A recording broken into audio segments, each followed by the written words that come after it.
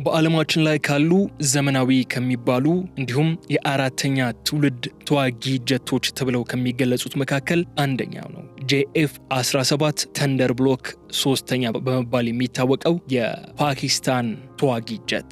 ይህ ጀት ፓኪስታንና ቻይና በዋነኛነት የሚያመርቱት ሲሆን አሁን ይህንን ጀት ለዛውም አንድ ብቻ ሳይሆን 24ቱን ለመግዛት ሶማሊያ ከፓኪስታን ጋር ንግግር እያደረገች ስለመሆኑ መረጃዎች ወጥተዋል።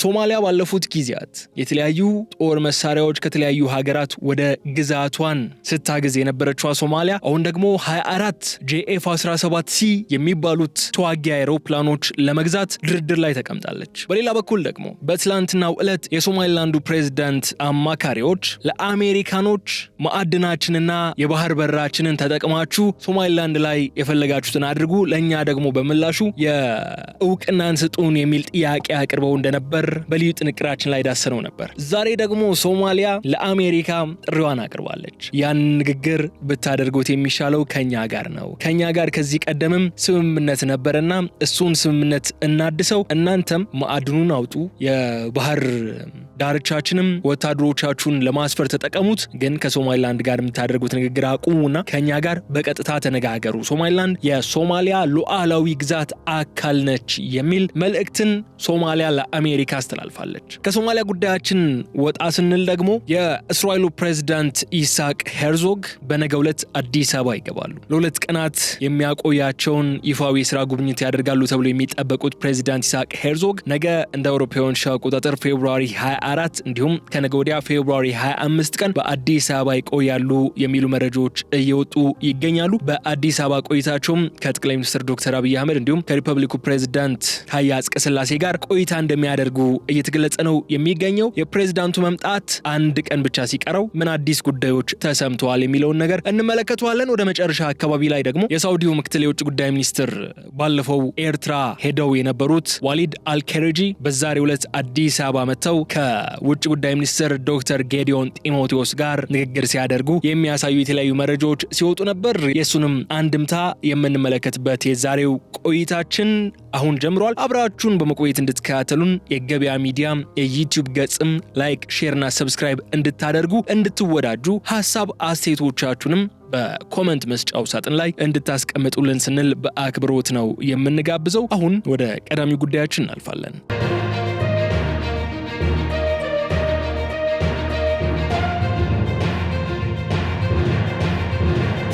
እኚህ JF-17 ተንደር ብሎክ ሶስተኛ በመባል የሚታወቁት ተዋጊ የጦር ጀቶች JF-17C የሚል ሌላ መጠሪያም አላቸው። እነዚህ አውሮፕላኖች እስከ 1910 ኪሎ ሜትር በሰዓት የመብረር ከፍተኛ የሆነ ፍጥነት አላቸው። ይህ ፍጥነታቸው ደግሞ 3600 ኪሎ ግራም ገደማ ክብደት ያላቸውን 7 መሳሪያዎች ተሸክመው የሚያደርጉት መሆኑ ልዩ ያደርጋቸዋል። ከዚህ ሞቢሊቲያቸው ባሻገር ደግሞ AESA ወይንም LG-7A የተሰኘ ራዳር አላቸው። ይህ ራዳራቸው ደግሞ በአንድ ጊዜ ከ15 በላይ ኢላማዎችን የመከታተል አቅም ያለው ነው። አይሮፕላኖቹ ካርበን ፋይበር ከተባሉ ቀላል ቁሶች የተሰሩ በመሆናቸው ምክንያት ደግሞ ፈጣንና ቀልጣፋ የሆነ እንቅስቃሴ እንዲያደርጉ ያግዛቸዋል። ከሞቢሊቲያቸው ወጣ ስንል ደግሞ PL-15ኢን የመሳሰሉ 145 ኪሎ ሜትር ድረስ ተጉዘው ኢላማ መምታት የሚችሉ ድንቅ መሳሪያዎችን ይታጠቃሉ። አይሮፕላኖቹ በተለይም ከአየር ወደ ባህር የሚደረጉ ጥቃቶችን፣ መርከቦችን ለመምታት ተመራጭ ናቸው። እኛ አይሮፕላኖች የፓኪስታን ጦር የጀርባ አጥንቶች ናቸው። አዘርባይጃንም በቅርቡ በቢሊዮን ዶላሮችን አውጥታ መረከብ ጀምራለች። እነዚህ አይሮፕላኖች ናይጄሪያና ሚያንማርም ዘመናዊዎቹም ባይሆኑም ቀደምት የሆኑ የነዚህ አይሮፕላን ሞዴሎች ወይም ስሪቶችን ለጦራቸው አስታጥቀው ይንቀሳቀሳሉ። አሁን ደግሞ ሶማሊያ $900 ሚሊዮን ወጪ በማድረግ 24 JF-17 ተንደር ብሎክ ሶስተኛ ተዋጊ ጀቶችን ለመግዛት እንቅስቃሴዋን ጀምራለች። እንደሚታወቀው ላለፉት 30፣ 40 እና 50 ዓመታት ኢትዮጵያ በምስራቅ አፍሪካ ቀዳሚ የአየር ኃይል ያላት ሀገር ነበረች። ኢትዮጵያ ሱ-27 እንዲሁም አሁን በቅርቡ ደግሞ ሱ-30 ተዋጊዎች በመታጠቅ በቀጠናው ተወዳዳሪ የሌላት የአየር ኃያል ነች። ሆኖም ግን ይህ የአሁን የሶማሊያ እንቅስቃሴ ይህንን ለመገዳደር እየተደረገ ያለ ጥረት ሆኖ እናገኘዋለን። የጄኤፍ-17 ብሎክ 3 ስሪቶች አራተኛ ብሎም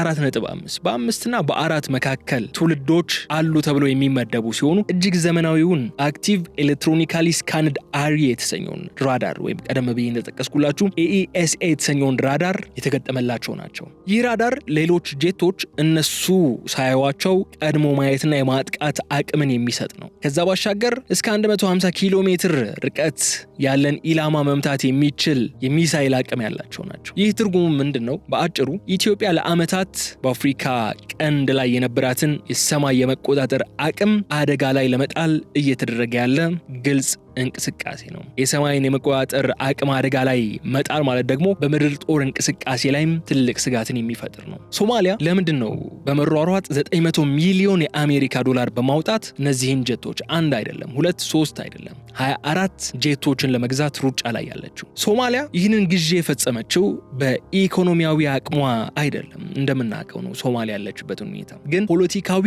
ቁርጠኝነት ያሳየችበት ሂደት ነው። ይሄ ዋና ግቧም ሶማሊላንድን ሉዓላዊ ሀገር ለማድረግ እየተደረጉ ያሉ ጥረቶችን ለማክሸፍ ነው። ሉዓላዊነትን በኃይል የማረጋገጥ እንቅስቃሴ ነው ሶማሊያ እያደረገች ያለችው። ሶማሊያ የአየር ክልሌንና የባህር ዳርቻይን አስከብራለሁ ስትል የኢትዮጵያን የባህር በር ፍላጎት በኃይል ለመግዛትም ዝግጁ መሆኗን እያሳየችበት ያለችው ነው። 24 ጄቶች ማለት በአንድ ጊዜ ትልቅ የአየር ላይ ጥቃት የመሰንዘር አቅምን የሚሰጥ ነው። ኢትዮጵያ በሶማሊላንድ የባህር ኃይል ካምፕ ለመገንባት ጥረት እያደረገች ነው የምትገኘው። ሶማሊያ ደግሞ ከኢትዮጵያና ኢትዮጵያን ደግፈው ከሚመጡ እንደነ እስራኤል የመሳሰሉ ዩናይትድ አረብ ኤምሬትስን የመሳሰሉ ሀያላንን ለመገዳደር ወይም ለመገደብ በምታደርገው ጥረት ላይ ሶማሊያ እነዚህን ጀቶች በመጠቀም የማይደፈር ቀጠና ወይም ኖ ፍላይ ዞን ለመፍጠር እየሞከረች ትገኛለች። ይህ ደግሞ አሁን ላይ ብቻ ሳይሆን የወደፊቱን የባህር ንግድ እንቅስቃሴም ስጋት ላይ የሚጥል እንቅስቃሴ ነው። ከዚህ ባሻገር የሶማሊያ መንግስት አሁን 900 ሚሊዮን ዶላር በካሽ የመክፈል አቅም ያለው መንግስት አይደለም። እዚህ ጋር ነው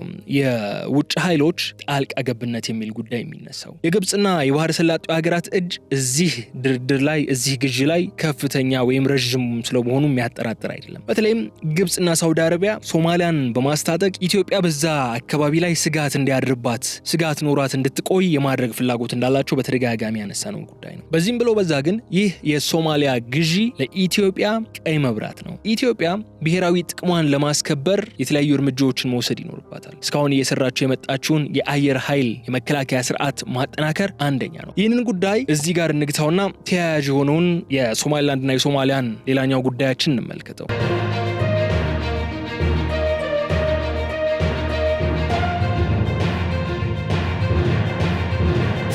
ሶማሊላንድ ያንን ቦምብ የሆነ ጥያቄዋን በትላንትናው ዕለት ለአሜሪካ ካቀረበች በኋላ ሶማሊያ በፍጥነት ምላሿን ይዛ አቀርባለች። ሶማሊያና አሜሪካ እንደ አውሮፓውያኖቹ አቆጣጠር ከ1980 ጀምሮ ተፈራርመው እየሰሩበት የነበሩ የፖርት የባህር ወደብና የኤርፖርት አክሰስ ስምምነት አላቸው። ይህ የወደብና የኤርፖርት አክሰስ ለአሜሪካ ጦር የሚያገለግል ነው። የሶማሊላንድ ፕሬዝዳንት አማካሪዎች እንዲሁም ሚኒስትሮች ለአሜሪካ ጥያቄ ካቀረቡ በኋላ ለአሜሪካ ተመሳሳይ ይዘት ያለውን መልእክት አስተላልፋለች። ያንን 1980ዎች ላይ የተፈራረምነውን ስምምነት በማደስ ያንን በሶማሊላንድ እየቀረበላችሁ ያለውን ኦፈር ከኛ ማግኘት ትችላላችሁ፣ ከሶማሊላንድ ጋር መነጋገር አስፈላጊያችሁ አይደለም የሚል መልእክትን አስተላልፈዋል። ሶማሊ ጋርዲያን ይዞት የወጣው ይህ ዘገባ ሶማሊያ ይህ ለአሜሪካ ያቀረበ የባህር በርና የአየር ክልል አጠቃቀም ጥያቄ አዲስ አለመሆኑን ያትታል። እንደ አውሮፓውያኖቹ አቆጣጠር በ1980ዎቹ ማለትም በዚያድ ባሬ ዘመን የተፈረመውን ስምምነት የማደስ ሙከራ ነው። ይህ የሆነበት ዋና ምክንያት ደግሞ አሜሪካ በአካባቢው ያላትን የጸረ ሽብር ዘመቻ በተለይም በአልሸባብ ላይ የምታደርገውን ዘመቻ ወደ ስትራቴጂካዊ አጋርነት ለመቀየር ነው። ይህ ሞቃዲሾ ያሳየችው እንቅስቃሴ ወይም ሙቭ የመጣው ደግሞ በሁለት ትልልቅ ድንገተኛ ክስተቶች ምክንያት ነው። የመጀመሪያው የእስራኤል እውቅና ነው። ያ በተደጋጋሚ የምናነሳው ታሪካዊውን እስራኤል ሶማሊላንድን አውቃለሁ ስትል የሰጠችው መግለጫ ነው። እስራኤል ለሶማሊላንድ እውቅና መስጠቷ ለሞቃዲሾ ትልቅ ሾክን የፈጠረው ድንጋጤን ፈጥሯል። ይህ እውቅና ሶማሊላንድን በዓለም አቀፍ መድረክ ተሰሚነት እንዲኖራት መንገድ የጠረገ ነበር። ይህንን እውቅና ሞቃዲሾን አስደንግጧል። በሌላ በኩል ደግሞ በትላንትናው የልዩ ጥንቅራችን የዳሰስንላችሁን የሶማሊላንዱ ግልጽ ጥያቄ ነው። ሶማሊላንድ እውቅና ከሰጣችሁኝ የማዕድን ቁፋሮና ወታደራዊ ሰፈር በብቸኝነት ሰጣችኋለሁ ስትል ነበር ለአሜሪካ ጥያቄዋን ያቀረበችው። ሞቃዲሾ ይህንን ጥያቄ ያቀረበችው ህጋዊው የሀገሪቱ ባለቤት እኔ ነኝ፣ ከሶማሊላንድ ጋር የምታደርጉት ስምምነት ዋጋ የለውም የሚል መልእክትን ለማስተላለፍ ነው። አሁን እዚህ ሽኩቻ ላይ ወሳኝ ማዕድናት አዲስ የዲፕሎማሲ መሳሪያ ሆነው ብቅ ብለዋል። ከዚህ ቀደም ሶማሊያ ስትጠቀስ የነበረው በሽብርተኝነትና በባህር ላይ ዘረፋ ነበር። አሁን ግን እነዚህ ክሪቲካል ሚነራልስ ምንላቸው ለቴክኖሎጂና ለኤሌክትሪክ መኪና ባትሪ የሚያገለግሉ ማዕድናት ትልቅ ሚዛን ያላቸው የዲፕሎማሲ መሳሪያ ሆነው ብቅ ብለዋል። እነሱ መነሳታቸውም አሁን ትልቅ ትርጉም እንዲሰጣቸው ተደርጓል። አሜሪካ ከቻይና ጋር በምታደርገው የማዕድን የበላይነት ፉክክር ውስጥ ሶማሊያ ራሷን እንደ አማራጭ ነው እያቀረበች ያለችው። ይህም የሶማሊያን ዲፕሎማሲያዊ ዋጋ ከፍ በማድረግ ረገድ የራሱ የሆነ ከፍተኛ ሚና ይጫወታል። እዚህ ላይ የጂኦፖለቲካ ፍላጎቶች መጋጨትን መመልከት ግድ ይለናል። በተለይም ቱርክና ግብጽ ከቅርብ ጊዜ ወዲህ ከሞቃዲሾ ጋር ያላቸውን ወታደራዊ ትብብር በከፍተኛ ሁኔታ ማጠናከራቸው እናውቃለን። ሞቃዲሾ አሜሪካን በመጋበዝ የቱርክን ወይም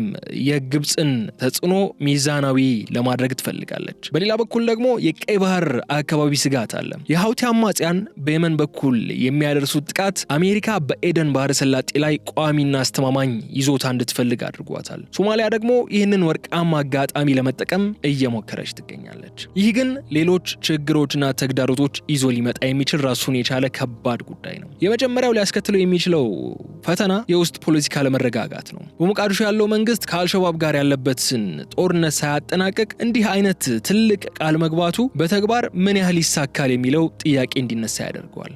ለምን አሜሪካኖች በድጋሜ ዛ አካባቢ ላይ መጥተው ሌላ ሽብርን ለማስወገድ ወደሚደረግ ዘመቻን ይሰማራሉ እንጂ በነጻነት ያንን ማዕድን ያንን የባህር ጦር ሰፈራቸውን ገንብተው መንቀሳቀስ ሊያስችላቸው ይችላል። በተለይም አሜሪካኖች በሶማሊያ ከአልሸባብ ጋር በተደረገው ውጊያ ጥሩ ታሪክ ስለሌላቸው ማለት ነው።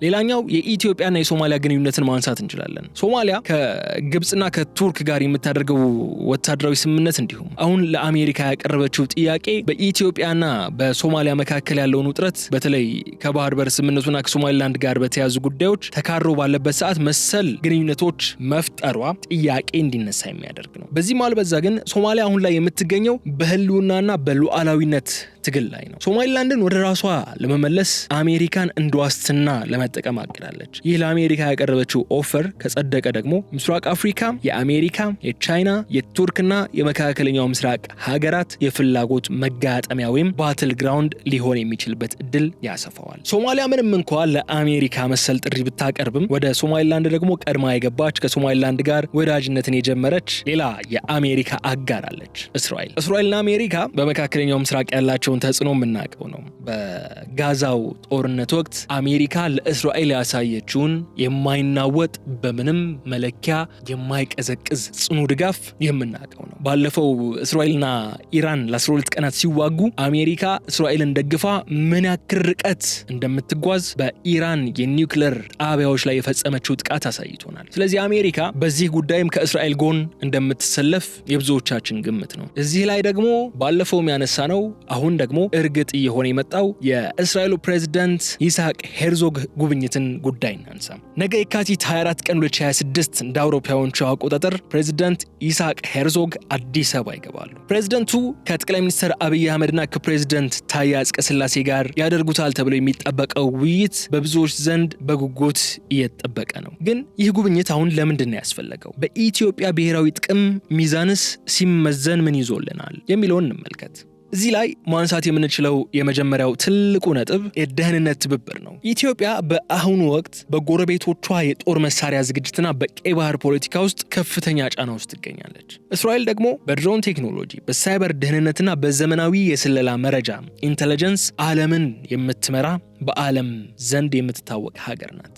ይህ ለኢትዮጵያ ምንድን ነው ጥቅሙ? ኢትዮጵያ የሶማሊያንና የሌሎች ቀጠናዊ ተቀናቃኞችን ወታደራዊ ሽግግር ለማመጣጠን የእስራኤልን ቴክኖሎጂ ትልቅ ጋሻ ይሆንላታል። በተለይም በቅርቡ የተጀመሩት የድሮን ማምረቻ ስምምነቶችና ፋብሪካዎች ኢትዮጵያ የራሷን መከላከያ በራሷ አቅም እንድትገነባ በር የከፈቱ ናቸው። ሌላኛው የሶማሊላንድ ካርድና የባህር በር ጉዳይ ነው። ይህ እጅግ አነጋጋሪው ጉዳይ እስራኤል ባለፈው ለሶማሊላንድ የሰጠችው እውቅና መሰረት ያደረገ ሲሆን ይህ ለኢትዮጵያ ትልቅ የሆነ ስትራቴጂካዊ ስጦታ ነው። ኢትዮጵያ ከሶማሊላንድ ጋር የዛሬ 2 ዓመት ገደማ የፈረመችው የመግባቢያ ስምምነት በዓለም አቀፍ ደረጃ ከፍተኛ ተቃውሞ ሲገጥመው እስራኤል ቀድማ እውቅና መስጠቷ ለኢትዮጵያ የባህር በር ጥያቄ ዓለም አቀፍ ህጋዊነት ወይም ሌጂቲሜሲ የሚያጎናጽፍ ነው። ሄርዞግ አዲስ አበባ ሲመጡ ይህ የሶማሊላንድ የእስራኤልና የኢትዮጵያ የሶስትዮሽ አክሲስ ተጠናክሮ እንደሚወጣ ይጠበቃል። ይህም ኢትዮጵያ በቀይ ባህርና በኤደን ባህረ ሰላጤ ላይ ያላትን ተሰሚነት የሚያሳድግ እርምጃ ይሆናል ተብሎ ይጠበቃል። ሌላኛው ይህ ሁሉ ጉዞ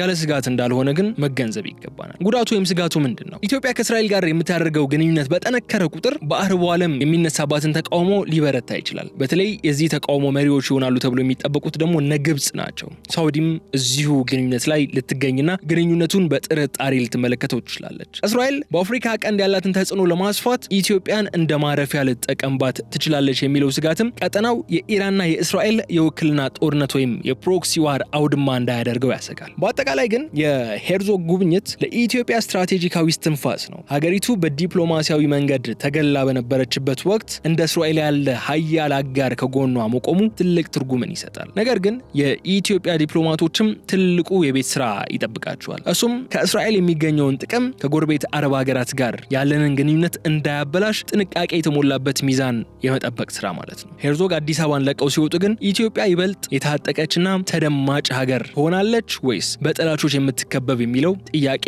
ጎልቶ ይሰማል። ይህ ጥያቄ ታዲያ ጊዜ የሚመልሰው ይሆናል። የአንድና የሁለት ቀናት ዕድሜ ማለት ነው።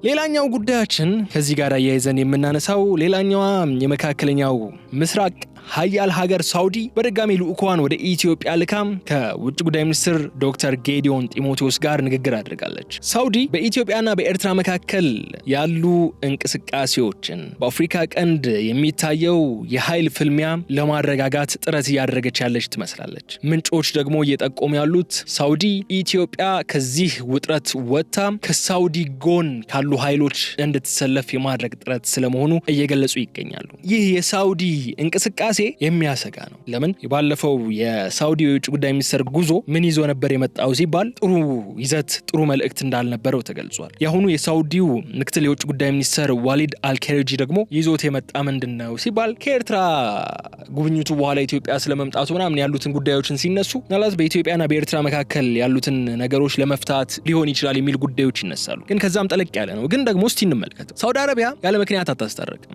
ከጀርባዋ ትልቅ የሆነ ብሔራዊ የጥቅም ፍላጎት ይዛ ነው ለአደራደር የሚለውን ጉዳይ የምትጀምረው። ይህ ደግሞ ለኢትዮጵያ የተለያዩ ስጋቶችን ይዞ የሚመጣ ነው። አንደኛው የዳብል ጌም ሰለባ መሆን፣ የድርብ ጨዋታ ሰለባ መሆን ነው። ሳውዲ ለሶማሊያ የጄቶች ግዢ የገንዘብ ድጋፍ እያደረገች፣ በሌላ በኩል ደግሞ በሰሜን በኩል አስታራቂ የሆነ መቅረቧ አደገኛ ስልት ነው። ይህ ማለት ኢትዮጵያ በሳውዲ ላይ ጥገኛ እንድትሆን የማድረግ ስልት ነው። ሳውዲ ለማድረግ እየሞከረች ያለችው ችግሩንም ፈጥራ መፍትሄውን ለማቅረብ ነው እየጣረች ያለችው። የችግሩን ፈጣሪ የመፍትሄውን ማቅረቢ እሷ በመሆን ኢትዮጵያን በቁጥጥር ስር የማዋል ፍላጎት እንዳላት ሳውዲ በተለያዩ መንገዶች እየታየ ነው የሚገኘው። ሌላኛው ሳውዲ ኢትዮጵያን ተላላኪ ለማድረግ እቅዶች እንዳሏት የሚያሳብቁ የተለያዩ መረጃዎች እየወጡ ይገኛሉ። ሳውዲ በኢትዮጵያና ኤርትራ መካከል ብቸኛ አስታራቂ ሆና ከቀጠለች ኢትዮጵያ በቀጠናው የምታደርጋቸው ማናቸውም እንቅስቃሴዎች የሳውዲ ፍቃድ ሊያስፈልጋቸው ወደሚችልበት ደረጃ ይሸጋግራሉ። ይህ ደግሞ የኢትዮጵያን ቀጠናዊ ተሰሚነት ወይም ሪጂናል ሄጂሞኒ የሚቀንስ አካሄድ ነው። ሌላኛው የሳውዲ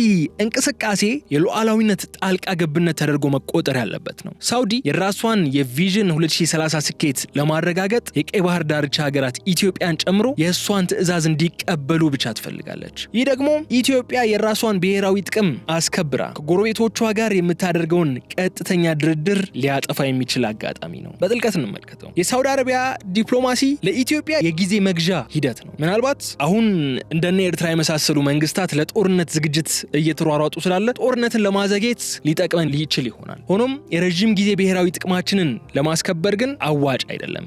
ሳውዲ አረቢያ ለኢትዮጵያ አስማሚም ተጠቃሚም ናት። አስማሚነቷ ለጊዜያዊ ሰላም ነው። ተጠቃሚነቷ ደግሞ ለስትራቴጂካዊ ጥንቃቄ ልንጠቀምበት የሚገባ ነው። ኢትዮጵያ በሳውዲ የሰላም ወጥመድ ውስጥ ሳትወድቅ የራሷን የቀጠናዊ የበላይነት የምታስከብርበት ብልህ የዲፕሎማሲ ጥበብም ልትጠቀም ግድ ይላል።